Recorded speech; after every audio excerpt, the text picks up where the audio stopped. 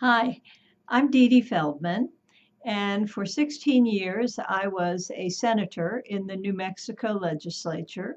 And before that, I ran a small public relations firm that specialized in messaging and communicating messages to the powers that be. Before I came to the legislature, I was an advocate too.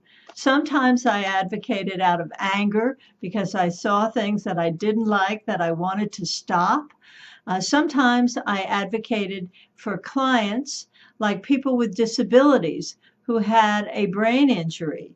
And sometimes I advocated for uh, human service agencies that were upset because Medicaid was being cut.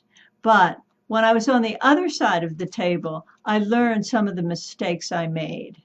One of the lessons I learned when I was in the legislature, hearing hundreds of advocates, many of whom were turned away year after year, was that you have to have a good personal story. And those personal stories about your cause really count. And the legislators or the city councilors or the county commissioners, they can relate to personal stories in a way that they can't relate to data, to statistics. But when they see a victim of cancer or when they see someone who has had AIDS, they really finally take notice. This happened with the story that I included in my book about how the advocates of medical marijuana finally got medical marijuana legalized in a really conservative rural legislature.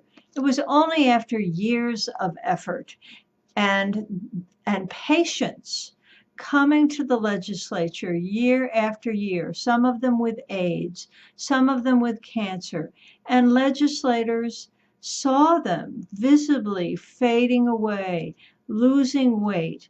Essie Dubonnet was an AIDS patient, and she was down to 75 pounds by the time the legislature finally passed this bill.